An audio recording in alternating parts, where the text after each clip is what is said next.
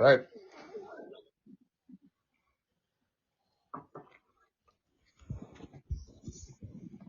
Welcome back to Perks Recap Podcast. Once again, Al and Brandon have joined me. Guys, the AFC and NFC Championship Games are in the books. But first, I think we have to shout out the audience with a big thank you. Big time, Yeah, brother. for Big sure.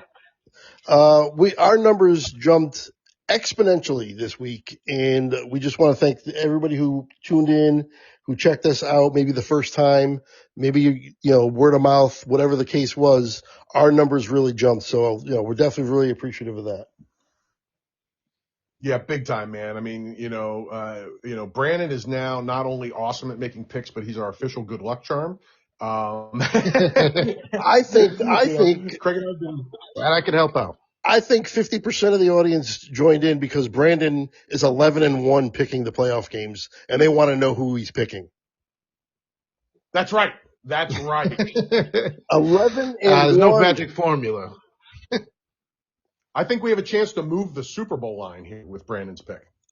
I'll do the best I can. We'll see. I love it, man. All right. Yeah, and also thank you to the audience. It's such a big, overwhelming thing after toiling in relative obscurity for several years and doing it because we love it. It's nice to have a real big crowd to talk to now. So thank you, everybody. Yes. So in that Sure. spirit, Definitely. let's get to that to the playoff games. Let's get to the Patriots game first. That was first on the docket. A low-scoring 10-7 game, obviously. The snow was a major factor in the second half. What are the initial thoughts here from you guys? Brandon, go ahead.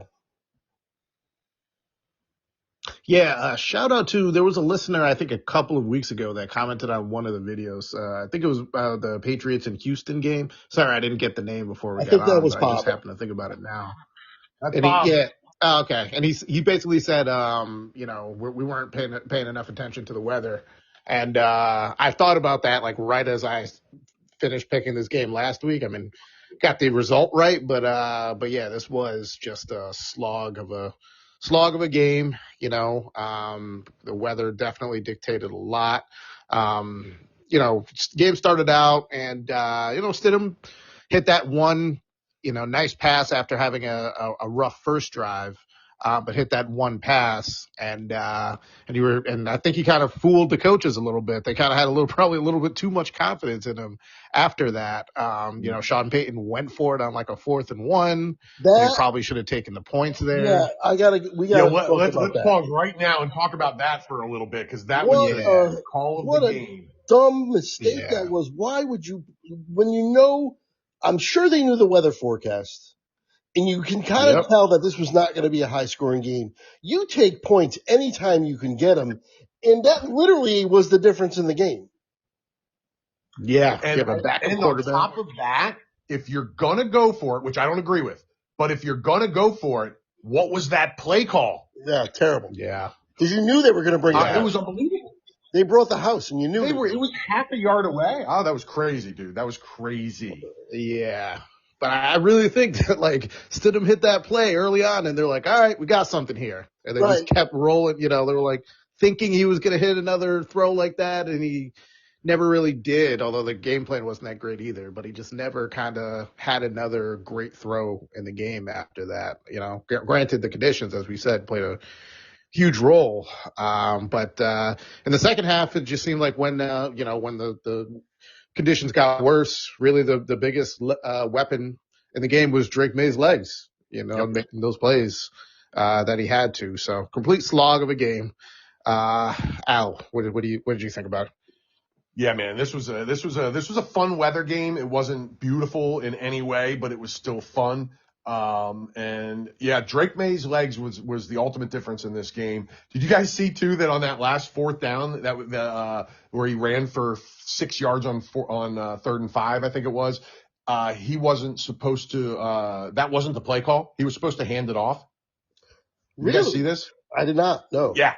No, yeah, I didn't see it.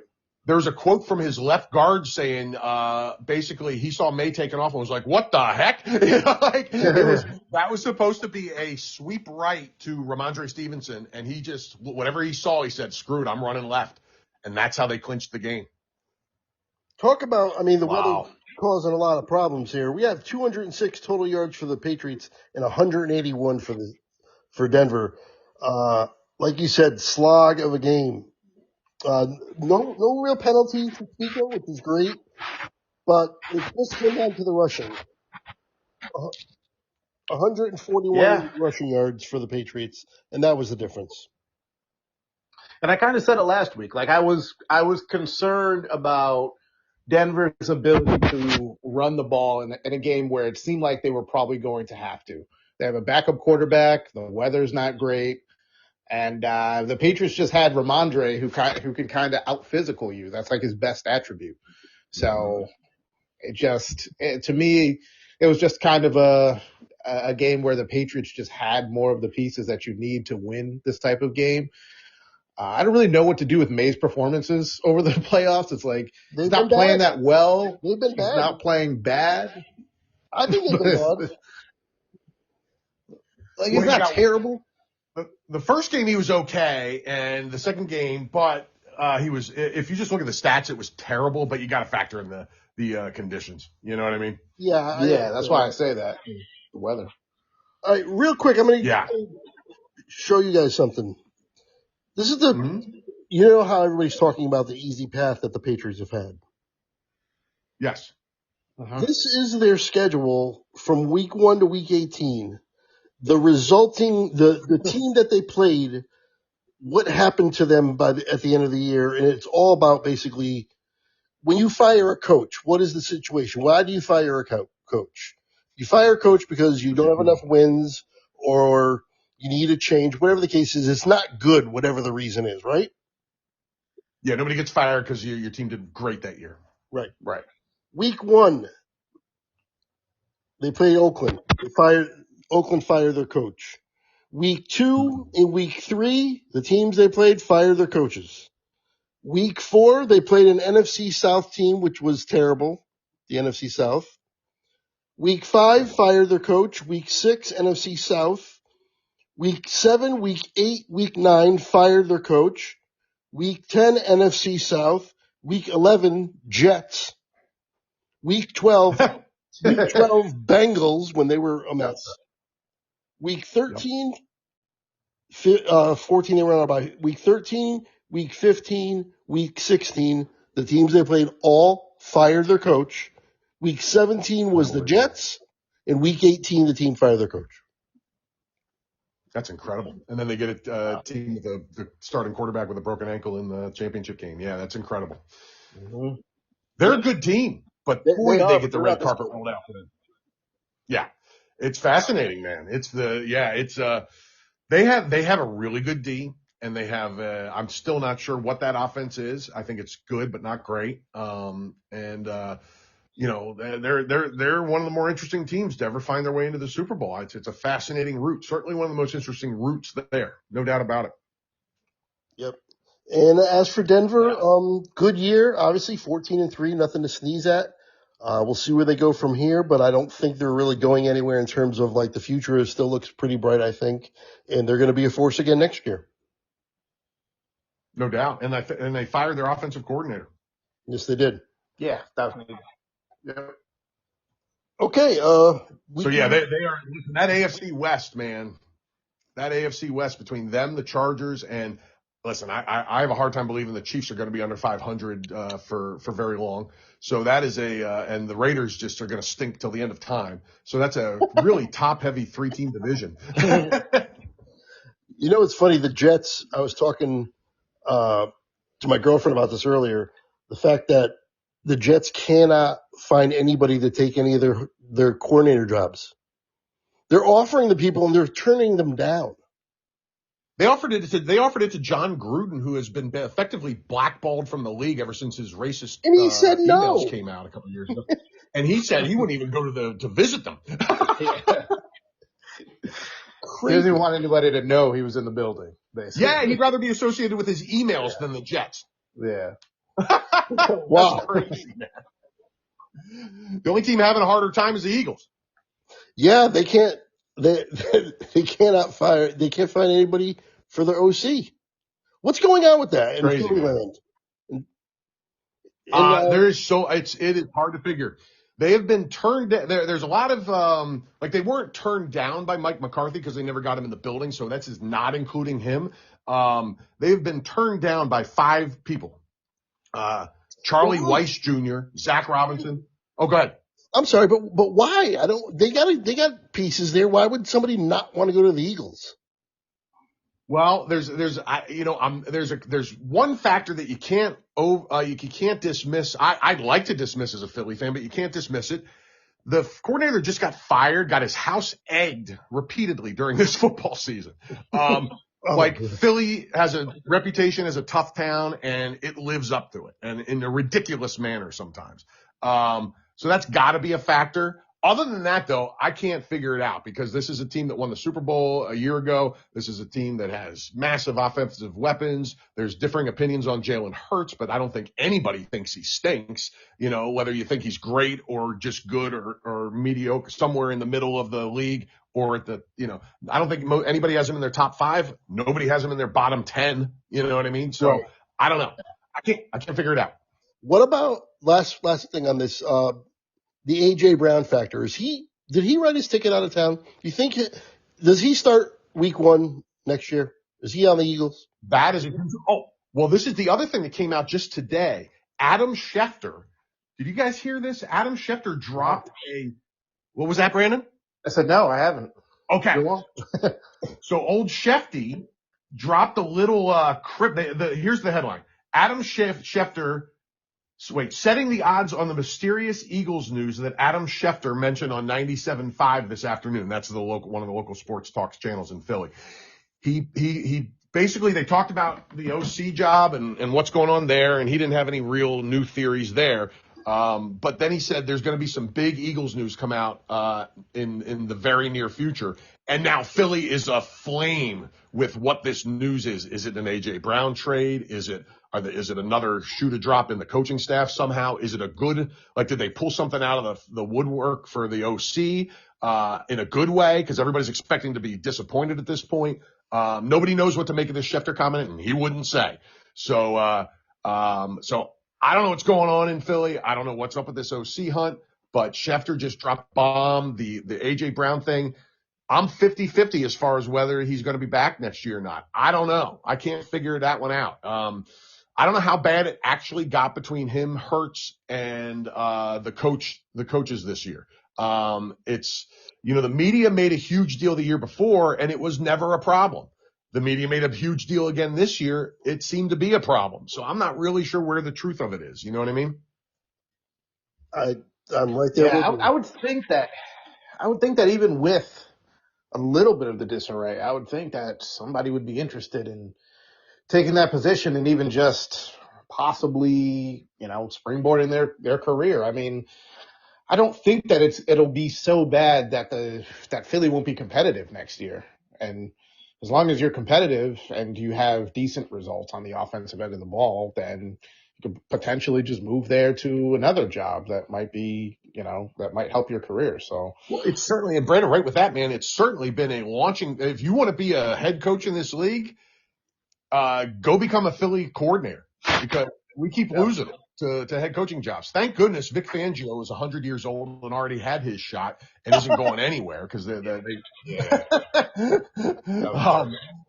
but the offensive coordinators in Philly either get fired after a year or they become a head coach. Okay, I said that was the last thing, but I actually do have one more thing. Should I, as a Cowboys fan, be excited about Christian Parker? Well, that's a great question, and I don't know. To me, they hired Al Harris, Craig. Yeah. Basically. You know what I'm saying? The thing is, they said that he is known for his expertise in developing players in the secondary and utilizing Vic Fangio style coverage schemes. That gets me excited. That for sure. And that's great. And now here's the thing. And it's one of those things like we talked about, how much stock do you put in Brian Daboll for developing Josh Allen, right? Right. I don't know. Now they're giving this guy a ton of credit for developing Quinyon Mitchell and the white guy. What's his name? I'm blanking. Oh my goodness, who's my awesome plays the nickel, some safety. Oh my God. Dang it. What are we doing? Brandon, you know. I'm so bad with names. Cooper DeJean. I can't. Yeah. Cooper DeJean. Yes, Cooper DeJean. Sorry, Cooper. I Yes, kept Cooper thinking of DeJean. Reed Blankenship. Yeah, exactly. And they have a podcast together, by the way, which is hilarious. So check that out if anybody wants to have something fun to watch sometime. But he developed those guys into Pro Bowlers in 2 years, but they were a first and second round draft pick who were highly thought of. Would that have happened with, Spud Webb back there? I think it might have, So it's hard to say. He might be the greatest coach in the history of the world, or he could be completely overblown because he coached 2 great high draft picks. I'm really not sure, Craig. So I'm not sure what to make of it. The learning from Vic Fangio, gotta love that because he's one of the best in the business. Well, the way I see it, the Cowboys defense was so bad, it's got to be an improvement in some fashion, to some degree. Yeah, man. I listen. He's coming from a successful coach and a successful unit. So and you weakened a division rival. So it's a win that way for no other reason. Right. All right, let's move on to the other game, the next game. Nice. The Seahawks get the win 31-27 over the Rams. Good Lord. Is there any question anymore about Sam Darnold? There can't be, right? Oh, man, he answered it, baby. 25 for 36, 346 yards, and 3 touchdowns. I've been extremely hard on him and questioned him a lot. And boy, did he play he and Stafford put on a duel for the ages, and he hung with the MVP and an all-time great. Yeah, Brandon, go ahead. Absolutely. Yeah, he and it wasn't just like he just kind of like threw the ball up for grabs. He just made some great throws too, man. And I know he has JSN, but Cooper Kupp used to be fast. Now he's kind of just real quick. Now he's kind of just the sure-handed decent receiver. But aside from that, he's throwing out all these guys like Bobo and some of these other just like Bobo. These other random guys who are kind of just there, Shaheed obviously makes some good plays here and there. But Kalani. But like these are good throws by Darnold, and it's not like these guys are like running open. There was I think that one over the shoulder to Shaheed as he was running. That was beautiful. That was just a fantastic throw, man. It was great. So yeah, man, this was just your classic. Like it's crazy because as I was talking to you guys before this, it's like it feels like this game and the first game were like different sports. I know a lot of that has to do with the weather conditions, which is pretty crazy. But it's just like these 2 teams going back and forth. I felt like these were. This was really fun, and I just think Sam Darnold, man, he shut a lot of people up. He's obviously got to do it in the final game as well, but I just feel like he's stepped up in all of the points that it really mattered for him to do so up to this point. So this was just a classic like back and forth game. Both Nakua and JSN both had monster games. Like it was just a really fun one to watch, and I think the better team ended up coming out on top, which is kind of like how it should go. Yep. 346 and 3 for Darnold, 374 and 3 for Stafford. No picks for either one. Speaking of Stafford, real quick, at the end of the game, did you guys see him looking for Cooper Kupp? No. Yeah, I saw a thing where he was going around asking the Seattle players, 10, where's 10? Number 10, where's number 10? He wanted to go find Cooper Kupp because remember that that's where he became a star, was with the Rams with Stafford, and he went over to him and wanted to talk to him separately on his own, and congratulate him and talk to him. And he purposely was on the field way longer just looking for him. I love that. I do too. I think that's so cool. Yeah, that's awesome. Man, yeah, this game was awesome. By the way, Craig, some of us were in the ballpark on this. Did any of us get the score right? Because I know some of us were close. You know what? It's my bad. I don't have. Hang on, I will have it momentarily. Just give me a minute. Cool. Talk amongst yourselves. Just cut me off when you. Yeah. So I was just curious because I had 34-31, which is close, but not right. But I knew we were all in that same relative ballpark, so I was curious if anybody got it. I'll tell you what. Did anybody ever have a more impressive 3.3 yard a carry game for a running back than Kenneth Walker in that game too? I mean, he looked so he ran good. only 19 times. He looked awesome, didn't he? I mean, he only ran 19 times for 62 yards, and he had the touchdown. It's not that impressive on paper, but watching the game, it was huge. And he got big yards at the end when there was no reason to expect that last drive when they ran the clock out. I mean, to 25 seconds anyway. That was on him and a couple big passes by Darnold too. But he was getting 6-7 yards a chunk when they were putting everybody in the box. And that was super impressive. I was really impressed with him. And let me say this. How happy and lucky is Tariq Woolen is it Wooten? Oh, yeah. Woolen. That stupid. That they won this game. Yeah, that stupid, unnecessary, what was it, unnecessary roughness or unsportsmanlike, whatever it was? He taunted the entire Rams sideline for so long the ref was forced to throw the flag. They've been a lot better at giving people leeway on celebrations the last couple of years. And he just stepped over the line, spit on it, wiped it up, drew it again, stepped over it, and then got burnt for the touchdown on the very next play. Al, you were right. And we were all close with the score, by the way. Nobody hit it exacto? No, I had 31-30. You had 34-31. Joe had 30-24, and Brandon had 33-28. Wow. Brandon, I guess, was the closest, but you were there too. I had the wrong team, so mine doesn't really even count.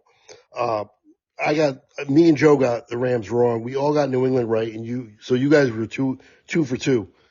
Like I said, Brandon is 11-1 in the playoffs, which is ridiculous, man. I didn't realize we were bringing a ringer, and Brandon is killing it in the playoffs. Love it. That is so awesome. It hasn't been easy, man. These games have all been close. And that's why it's even more impressive because they're so close. Yeah. You're getting them right. No doubt. No doubt. Yeah, I'll tell you, man, this was just, this is everything you want in a football game. It was everything you want. It was two really good teams playing right down to the end. It was just freaking. They played beautiful. 3 bangers this year. All 3 have been, were unbelievable. Yeah, man. And this is right on the heels of 37-38 overtime game in the last month of the season. This is, that was probably the game of the season, right? So it would be mine. Yeah, absolutely. It's just incredible stuff, man. This is why we've done, a couple hundred episodes of a podcast about this sport right here. Crazy amounts of offense, 479 for the Rams, 396 for the Seahawks. So we were closing in on 1,000 yards of offense in one game. And as Brandon mentioned, you're showcasing arguably the 2 best receivers in football right now. You could throw a couple other people in that mix, and we don't have to get into that debate right now, but certainly 2 top 5 receivers in the league at the very least. I think I would probably put them 1 and 2 right now. At their best, doing their thing. Just everything about this game was awesome. There was nothing other than the Tariq Woolen thing. There was nothing like stupid, nobody was doing anything. There wasn't any like blunders really to talk about, horrible blunders or anything. This was just great football. Wasn't there a drop punt though?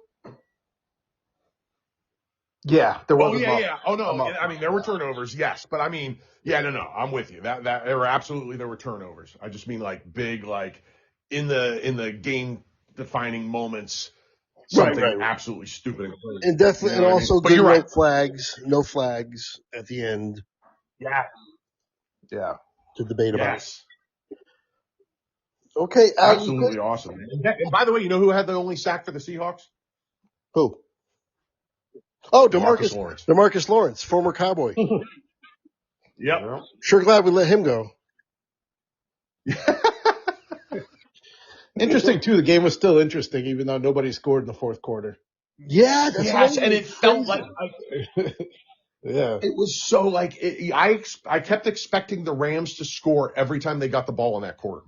Yeah, me too. Well, Al, you mentioned you had a couple things you wanted to mention here. As long as we're done with the games, I go ahead. got some notes. Yeah, go ahead. All right. Well, we talked about a couple of them already.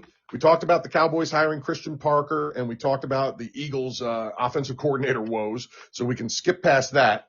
One of the biggest things that happened since the last time we were on air was we talked about some possibilities for the Ravens. We talked about Brian Flores being an ideal candidate for that job. Well, they got another guy in the Flores mold, Jesse Minter, the Chargers defensive coordinator, has been signed to be the Ravens head coach. What do you guys think about that? Craig, you want to go first on that? I think that's a great signing. You got to give him a chance. You know, he deserves a chance, I think. I think he's a viable candidate. Could it go wrong? Absolutely. But he's an offensive-minded guy, and he's got a great offense to work with. Or, I'm sorry, defense. Is he defense or I thought he's defense? Yeah, he's been Harbaugh's DC since Michigan. Oh, I'm sorry. He was Yeah, no, that's okay. That's okay. Dude, there's so much news flying right now. Yeah, I have it written I'm getting down. confused. I'm getting confused on who he is. But yeah. No, all good. For the fans, real quick, and then jump back in. He was on John Harbaugh's staff in Baltimore. Then Jim Harbaugh signed him as the DC and as a coach in Michigan, and then he became the defensive coordinator there for the last 2 years. Harbaugh was there, and then he brought him to the Chargers, and he's been the DC in LA for the last 2 years as well. Is their OC staying the same in Baltimore? No, he got fired right after their playoff loss. Right, so they need one still? They're still looking? They hired Mike McDaniel and broke my heart. Oh, that's right. There you go. That's yes. That's even a more impressive hire, I think, because McDaniel, he might only be there for a year, but with that offense and those toys he's got to play with, I think that offense is going to take a big step up. I thought that was the best coordinator hire in the entire offseason on both sides of the ball, personally. Yeah, absolutely. Yeah, right there with you. Right on. Brandon, what do you think about Jesse Minter going to Baltimore? I like if it was going to be sort of an up and coming coordinator, I liked Minter over most of the other guys, like Halfley and some of the other guys out there that are being floated. Mm-hmm. I think about for Baltimore, they're in the position where you think that they might be able to win now, so that would be my only concern. Did Minter go before or after McCarthy? It was before. Yeah. Okay.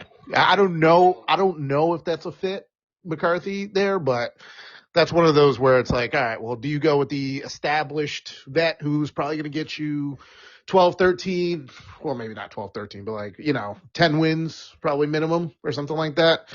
Or do you go with the guy who maybe has the potential to add a dimension that you haven't had yet and, take you over the edge? Well, somebody who maybe could be like a McVay or something like that, who comes out of nowhere and just provides you, is just the guy.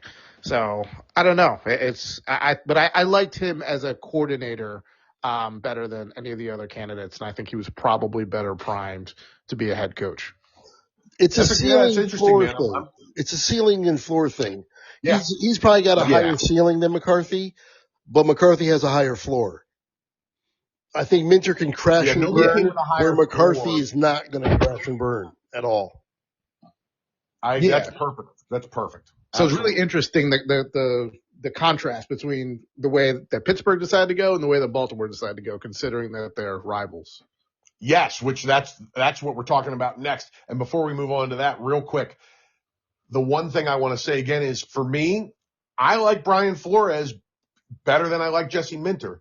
But I do like Jesse Minter. So I'm okay with this hiring. But again, it tells me Flores is in purgatory in the NFL right now, because his resume is as good or better than Minter, and he barely got sniffed in this process. Because again, it has to be because he sued the NFL.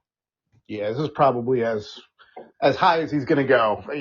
They probably have decided, like some of the other candidates we've seen over the years who, either get one head coaching position and kind of just can never get back there, even despite how good they are as a coordinator. I mean, with him, there's different circumstances, but when the teams and the owners kind of decide where you are, sometimes you see that you can't really move beyond that point.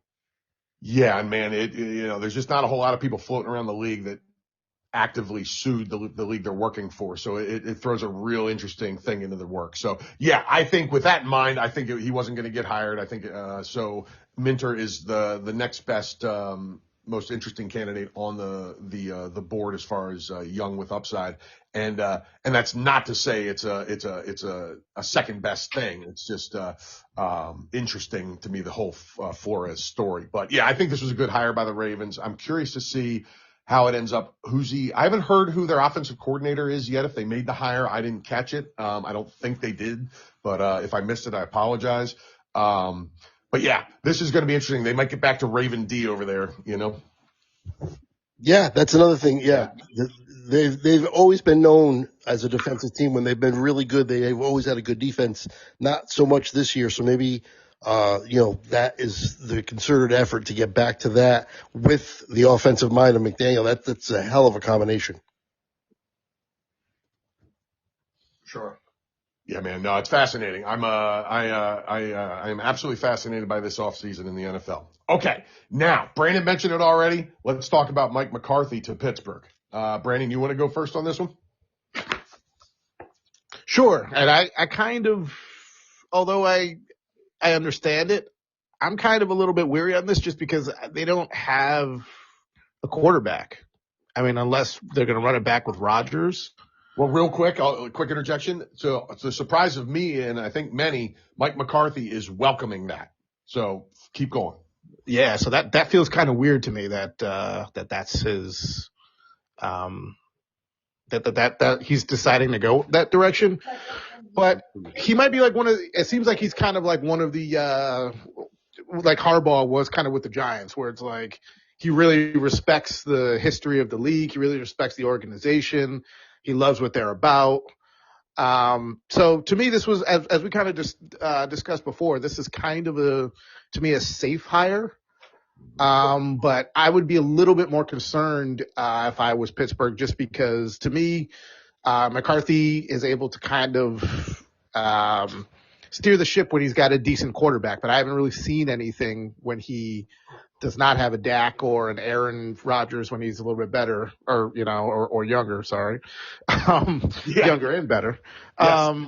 So I don't really know how that's going to operate, because it does seem like McCarthy's a little bit passive or whatever, So I don't know. I liked McCarthy as a better fit on the Ravens, I think, but I think that it's a safe play that could definitely end up working out for him.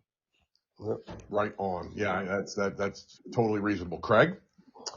Well, you know how I feel about McCarthy. I love the guy. I think he gets a raw deal. I think people crap all over him for no reason. His record is very comparable to Harbaugh. Wins and losses very comparable. Playoff They're almost record, exactly the same. Craig.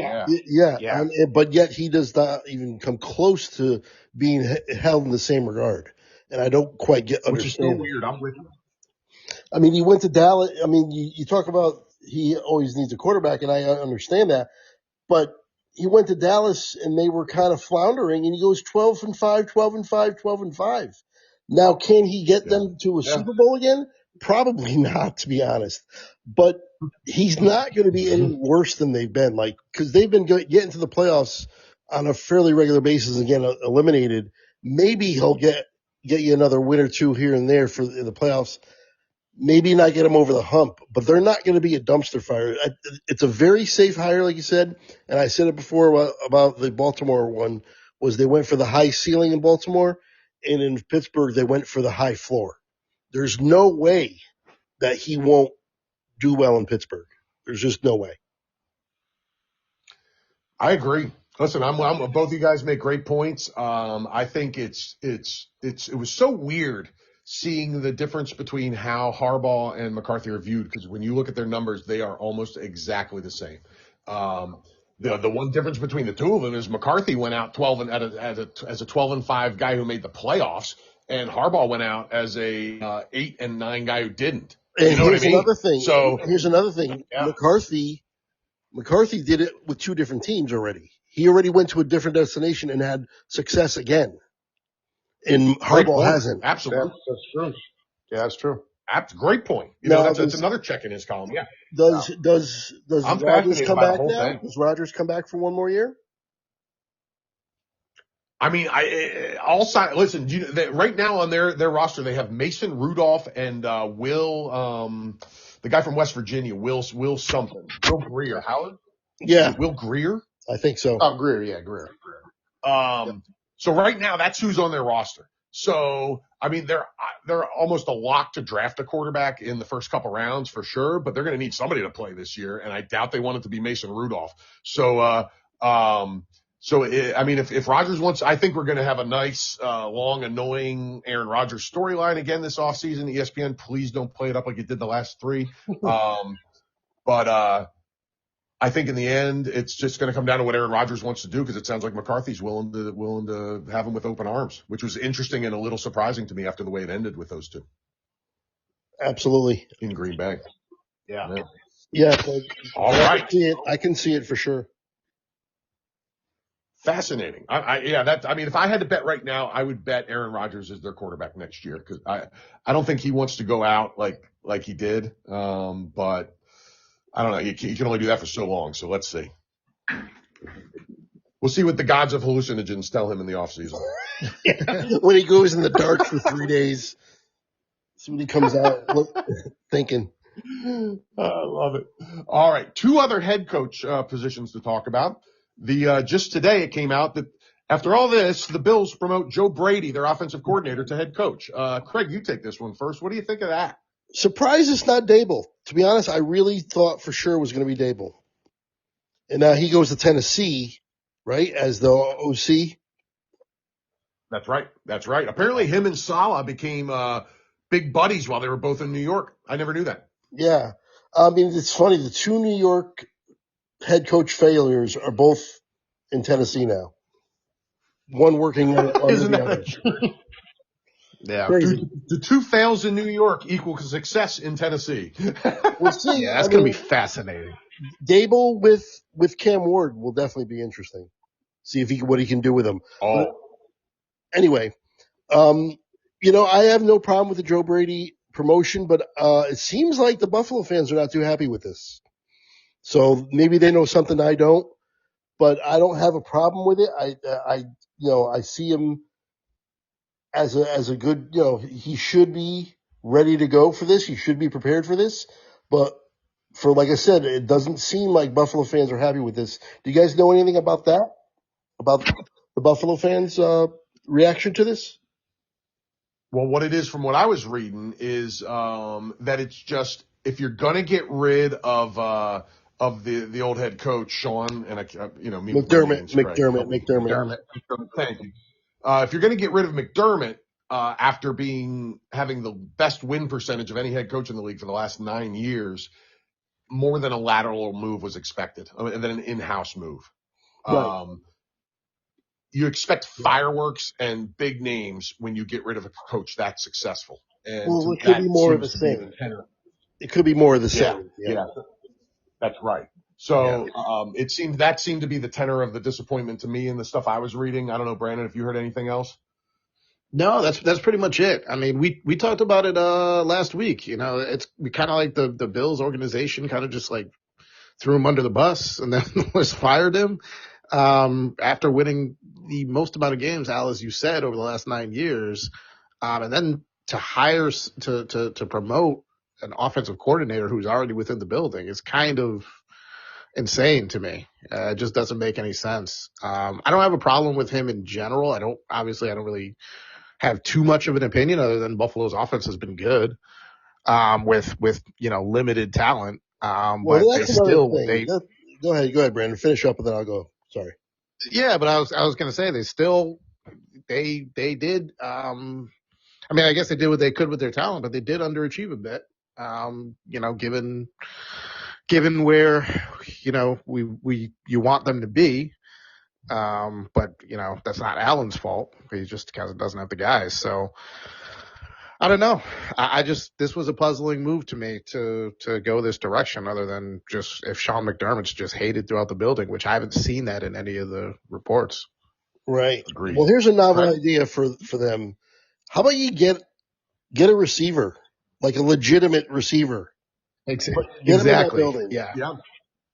Who is the best receiver that Josh Allen's played with? Stephon Diggs? Well, Diggs, but that was early. But then after that, nobody.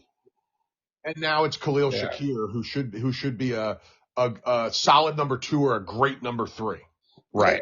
And Kenyon Coleman, right? Like, it just not. Well, that guy. They are so busy throwing him under the bus and he's been awful. He's been missed meetings. He's had off-field issues, and he's been terrible on the field. And the guy that drafted him got promoted. I don't get it. And so I mean, I want George Pickens to return to the Cowboys. Well, how much of a great fit would he be with Buffalo and Josh Allen? That hadn't entered my mind yet, Craig. Holy crap, could you imagine those two together? Yeah, that's what I mean. Like, that's the kind of move they need to make. They need to get a viable weapon. They got a good running back. Cook is a very good running back, but they need a receiver. They don't have anybody. And if he has a guy like that, that's going to open up that entire offense even more. I completely agree. I mean, hey, maybe that's where the Eagles ship A.J. Brown, too. I mean, how that would be just as good, you know? Yeah, absolutely. Totally agree. Yeah.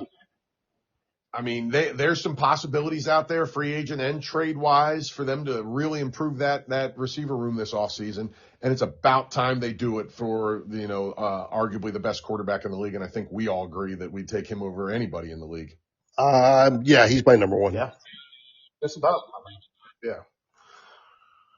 Yeah, I mean, the only move the Bills have made, right, at receiver were getting Stephon Diggs and then a washed Amari Cooper, right? So yeah, and that panned out real well. Yeah, exactly. Well, yeah, think about it. Those mid-season trades for receivers almost never work anyway. Yep, those guys, they're, like you said, they're washed. Yep. So you got one more? Okay. Anything else on the Bills, guys? Well, I'm good. No. Okay. Well, then the last hire, and this was just yesterday, I think, or today. I'm losing track because it's all flying so fast. And boy, I'd love to hear what you think about this, because I was low on the Miami hire, and that's still the most questionable hire to me. But this is second, and that is the Browns hired Todd Monken, the former Georgia and as the last couple years Ravens offensive coordinator. Who went first last time? Craig, Brandon, you want to take this one first? Yeah, sure. So I believe I saw a report that after Jim Schwartz found out that Monken was getting basically the job, he kind of like cursed out some people and left the building or something like that. Which to me makes sense, because it's like, why would Monken get the job before him? But I guess the thought process may be that Monken, who had some success with Harbaugh in Baltimore, although there were some questions over, and you guys know I had some questions on this podcast about, why aren't you giving the ball to Derrick Henry? He's one of your best weapons. In the final 7 minutes of the game, he's sitting on the sidelines for some reason when you're right there in the game. You could easily wear the defense down. So there's definitely some questions there, but I guess the thought process is maybe he can work well with some of your quarterbacks. At least maybe one of them can end up panning out, or if one of them doesn't, then you draft another quarterback. So maybe he can make some sense of this quarterback room, kind of determine which one to go with, maybe develop them a little bit and kind of go from there. So maybe that's the thought process. I don't think Cleveland had that many options aside from, some of these guys, because this was kind of like the Jets coordinator positions. It seemed like everybody was passing on them or didn't really want to be there. Yeah. So, but it still was kind of somewhat of a puzzling hire to me. Guys, what are you talking with about? What are you talking about? Their quarterback room is solved. Shador Sanders is a Pro Bowl quarterback. Dude, okay. I was going to hit that later, but Yeah. what? I mean, we all know that the Pro Bowl is a bit of a joke in the NFL. The game itself, it's not even a game anymore, but the game itself, but the selections have been nuts for a long time because, especially since they switched it to before the Super Bowl, anybody that's in the Super Bowl doesn't play in it anymore, so they replace them. It gets deeper. You have instead of what it should be about 30 some odd Pro Bowlers, you end up with 55 every year. It gets ridiculous. This is the dumbest Pro Bowl thing I've ever heard in my life. I've got a solution. All right. Once you get to the third replacement, if you're past the third replacement, you can no longer call yourself a Pro Bowler. You can play in the game if you want to play in the whatever the game is or whatever, but you can no longer go around calling yourself a Pro Bowler. That's ridiculous. I like that a lot. Like third, maybe second. Like, if you aren't selected as the top 4 or 5 at your position, you should not be allowed to call yourself a Pro Bowler. But here's the thing. Why is Shador Sanders even the number 4 or 5 pick? He should be in the top number 10. 37 pick. Yeah, there were at least a couple before him. I know that like 7 guys declined, which is probably the problem itself with the game, the situation at this point. But the thing is, he's also not at There was still 8. There's still another 18 guys that should have been asked before him. This is the 2026 definition of a Pro Bowl quarterback: 1,400 yards, 7 touchdowns, 10 interceptions. Pro Bowler. That quarterback room is solved. They're all set there in Cleveland. I mean, maybe they should get Dylan Gabriel too, because he had the roughly the same. He had better numbers than Shador, honestly. Actually, he had 7 touchdowns and 2 picks. So maybe it's like the half of both of them. Like the half of both of them creates one guy who's decent enough to play in the Pro Bowl. Yeah, Voltron. Make him Voltron. It's Browntron. But the Browntron quarterback. Browns are going to Browns. But real quick, Brandon, did you hear the report that the Giants were very high on how do you say his name? Monken? Monken, yeah. Yeah. I heard that they were very high on Monken and were pretty upset that he took the Cleveland job. Yeah, I think it was gonna be him if he didn't end up in Cleveland because of the Harbaugh connection. And as I said, I was fine with it because if that's Harbaugh's guy, then what are you gonna do? Obviously, they had some success in Baltimore, so I'm not gonna sit here and tell Harbaugh that he doesn't know what he's talking about or he doesn't. But it wasn't thrilling me. But I think what's more concerning to me is what are the options left? I mean, there are some, but. Right. Are we really looking at a bunch of guys who are just going to step in and do a good job? I don't know. So there's 8 guys out there that have turned down Philly already, Brandon. Well, I did hear. I think Charlie Weiss Jr. is one of them that the Giants are looking at. So I don't know how I feel about that, but he did turn down Philly as well, right? So yes, he did. Yes, he's one of the many.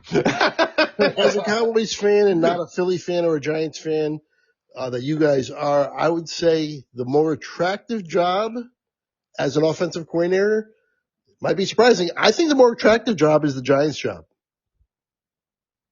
because of the younger players that you can develop and maybe see, if that franchise gets turned around with Harbaugh, as we expect, and with those offensive pieces, you might be able to really do something and get yourself a head coaching job eventually. More likely than in Philly, where I don't think Sirianni is going to go anywhere as long as they keep having success. And you don't know what's going on with A.J. Brown. It's kind of like a little bit more chaos over there right now. I would go with the Giants if I had the choice of either one, but I don't think either one's necessarily bad or anything, but that's just my take on it. Listen, I can't argue that too much. I mean, it's splitting hairs depending on how you look at it. Cause,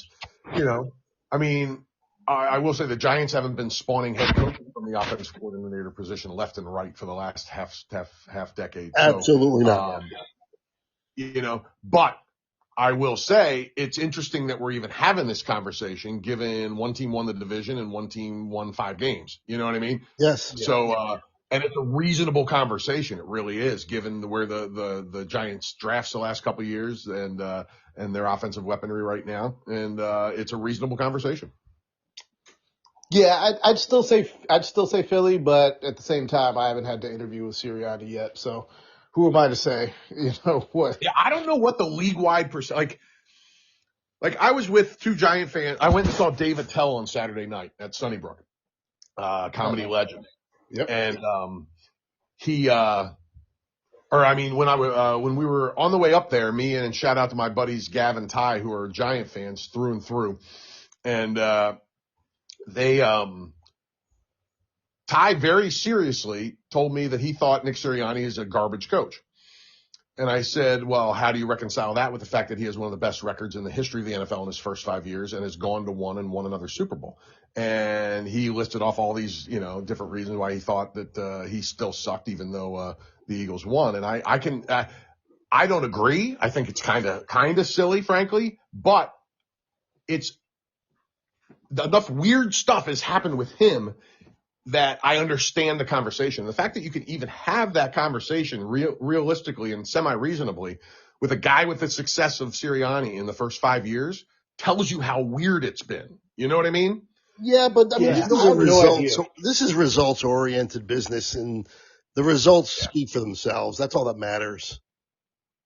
Yeah, that's why. And I know you were asking not for yourself, Craig, but because the rumors were out there. A couple of weeks back, you asked me if the Eagles go out in the first round, would Sirianni be fired? And I said absolutely not. It's not even a conversation. And but you were asking me that because that's out there. And name another coach that has had the success of Sirianni where that would be out there after one first round playoff loss. Go ahead, Brandon. You were talking. Go ahead. No, I was just saying, but he just has done some weird stuff over the years. But exactly. But I would say also, the Philly just has a really crazy good roster on both sides of the ball. Yeah. Pro Bowlers now that doesn't mean anything, but real Pro Bowlers. Yeah, real Pro Bowlers on both sides of the ball. So it's almost like, is he underachieving this year by losing to San Fran, even though he's in the playoffs, even though, they won the division, Exactly. So I think that's kind of part of it too, is he falling below expectations, even though they've had so much success? So I really don't know where to put Sirianni. You could have told me after the season that they gave him a 5-year extension, or you could have told me they fired him. I don't think I would have been surprised either way. Yeah, that's funny. And it's fascinating to me. It really is. Yeah. Philly, it's going to be very interesting. I thought the only team that has handled their offensive coordinator situation worse than the Eagles, and it's not, I guess maybe it's not even the Eagles' fault. It's just that nobody will say yes.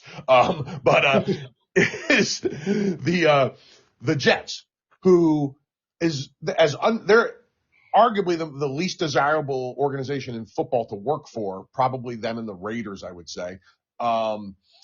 And they waited until the middle of this past week to fire their offensive coordinator and start looking. Really? Yeah, yeah. Of course. Because that's how crazy is that? Well, that's a dysfunctional organization.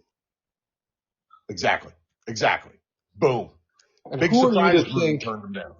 Who are they to think that they have options? It's like the unattractive girl no to the decent looking dude to go to the prom. It's like, what options do we have here? What? What are we? You're just and I'm a week before prom too. Yeah, it's like all these. That is perfect, dude. They thought they were the nerdy chick that was going to pull their glasses off and be super hot, but they found out they were still butt ugly. Exactly, and you're trying to as other teams are moving on, they're literally towards the. I mean, it's not towards the end of the search, I guess, but at least halfway through. And how many of the best candidates are already off the board, right? Exactly. And they've So, already what are we doing been here? declined by a bunch of people have already said no. Yeah, I mean, they're reaching out to guys like Gruden who got banned from the league. You know what I mean? So it's fascinating, man. Absolutely fascinating.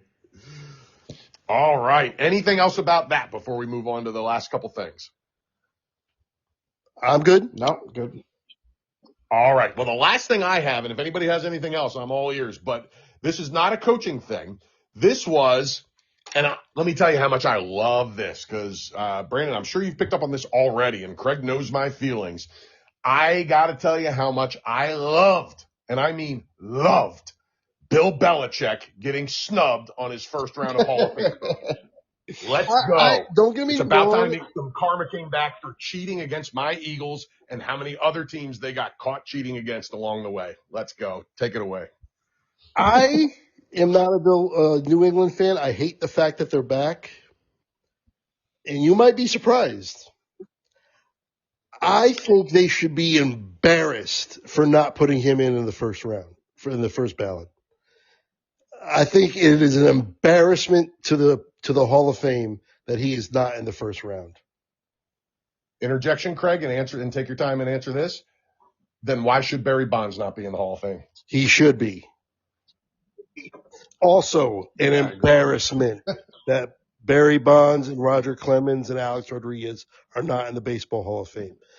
You can put it on their plaques. You can put it on the bust. You can mention the fact that he was in possibly a cheating scandal or confirmed cheating scandal, confirmed steroids. You can put it in there, but the man he's still, in my opinion, the greatest coach in the history of coaching, period. He went to 7 Super Bowl. No, how many? 8, 9? Whatever the case is. He won 6. He won 6 and went to, I think 9.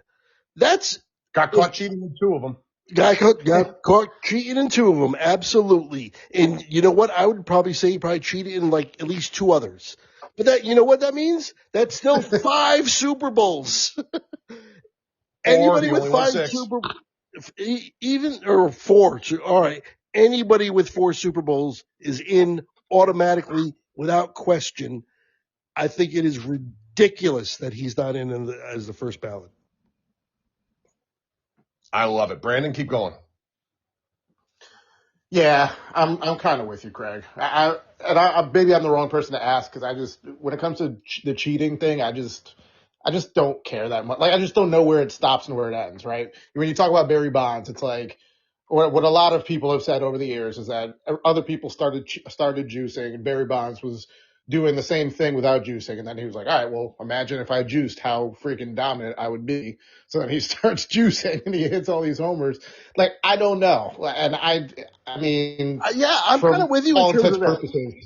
I don't really care that much. From all intents and purposes.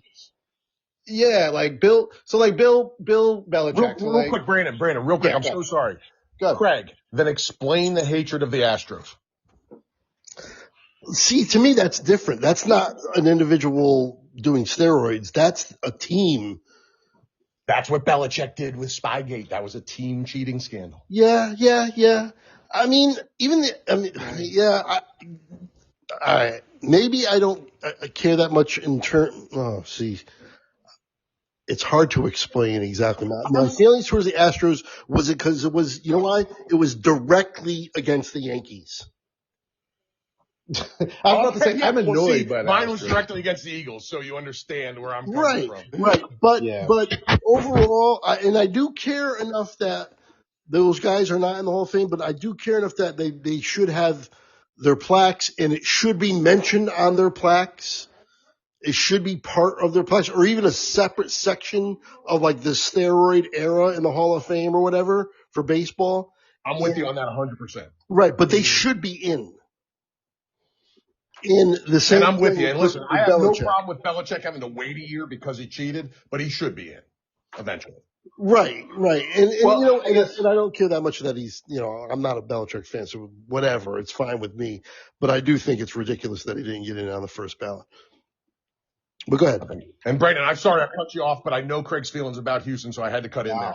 No, that was a good point. And I kind of echo Craig's sentiments to a certain degree. Like, I don't think that the Astros should be stripped of that title or anything. I just don't like that they won it. Like, but that's me as a Yankees fan. That's not, but, so Belichick, I mean, I don't know, Al, how do you feel about Deflategate in general? Do you think that Belichick knew about Deflategate, or do you think it was kind of like I don't know. That is more on Brady to me, although I'd be very surprised if Belichick didn't know something.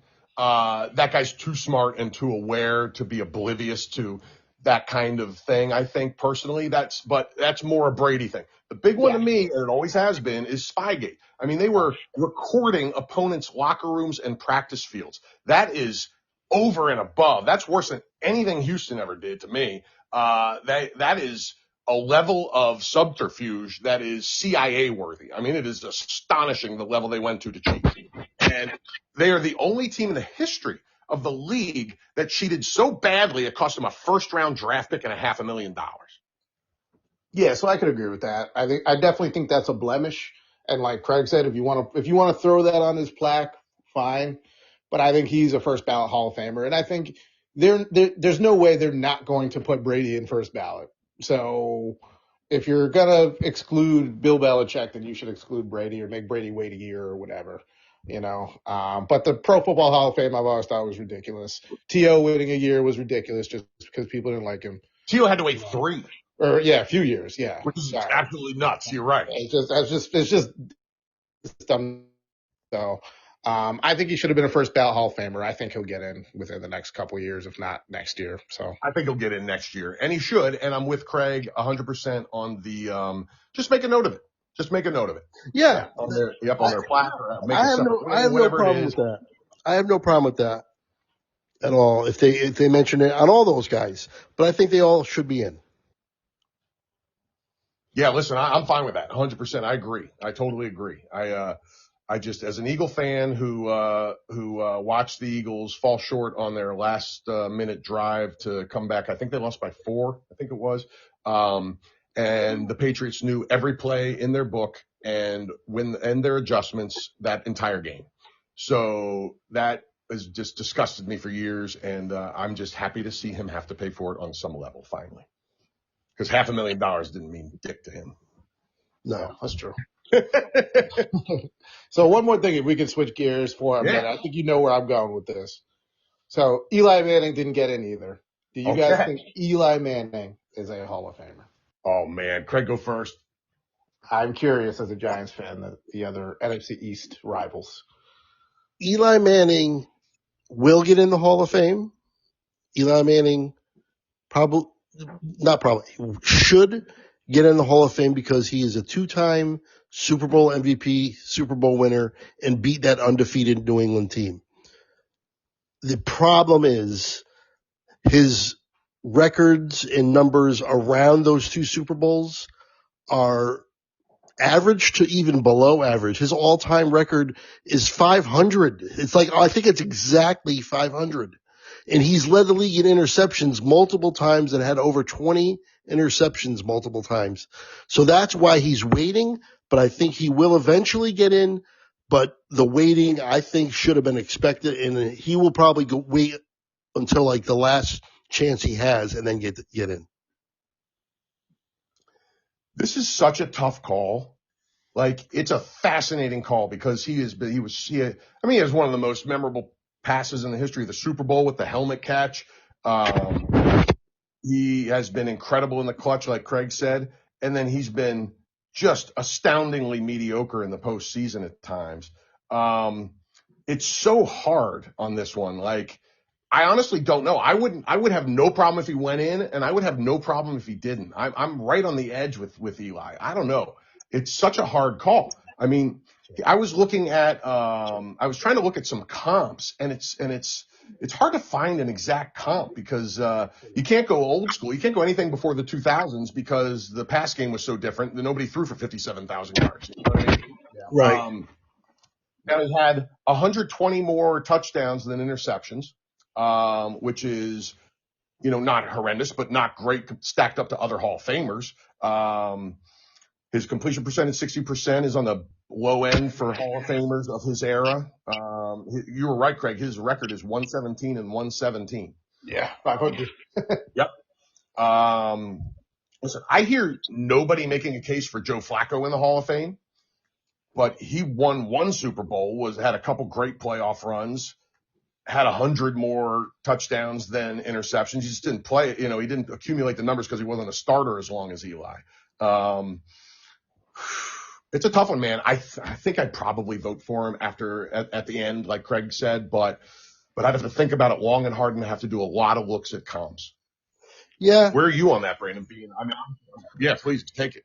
Yeah, it might surprise you guys, but I'm like right there with you guys. And look, Elijah, we lost you for a second there, Brandon. Al, you there? Maybe it's me. Hello? Because I do hear some of the discourse about people saying that his Super Bowl runs were all about the defense and running. Hey, Brandon. Go watch those games back. Eli was good.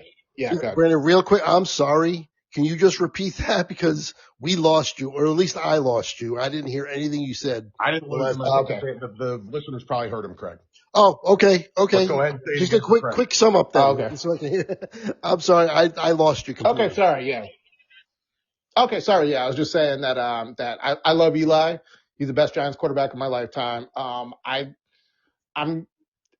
do fight against people who say that he was not good in those Super Bowl runs, and it was just like the defense and everything. Like, go back and watch those games. He was good. Yeah, that's bullshit. And as an Eagle fan, I love to hate on Eli, and he played great in those runs. Yeah. So, but yeah, he was painfully mediocre a lot of the time. Outside of that, he had some really good throws. I think part of his the thing that's going in his favor is he was an Iron Man. He started like every single game, up until the whole Geno Smith thing happened and McAdoo and all that. He never got hurt. He never got hurt. He started every single game. But the Pro Football Hall of Fame, man, is one of the hardest Hall of Fames to get into. There's if you look at all of the guys who are waiting to get in, there are so many good guys that really should be in. So to me, if you were to ask me, I would say he should be a Hall of Famer, but when you stack him up against some of the other guys too, it really gets tough. But I think that you can't really, the argument of, can you tell the story of the NFL without him? No, given that whole 2007 Brady run and then 4 years later coming back and doing it again, two-time Super Bowl winner, two-time Super Bowl MVP. I don't know. He'd be the only one that's won. Others. He'd be the only one that's won more than one Super Bowl not in. Yeah, exactly. So to me, he's a Hall of Famer. But it's not an easy call or like a simple call. Yeah, not surprising. It's a great. It's an awesome conversation, and I'm glad you brought that up because it's a really good one and about the closest call ever that I know of. Yeah, definitely. All right. Well, I think we covered everything. You guys have anything more to add? Yeah, I covered my list and a little bit more. That's awesome, guys. Yeah, no, looking forward to the Super Bowl. Absolutely. Yeah, next week we're going to really break down the Super Bowl and make our predictions and everything, right? Yes, that's next week. Make sure everybody tunes in for that. Again, thank you guys for the increase in the viewership of the last one. And if you guys are all set, I'm going to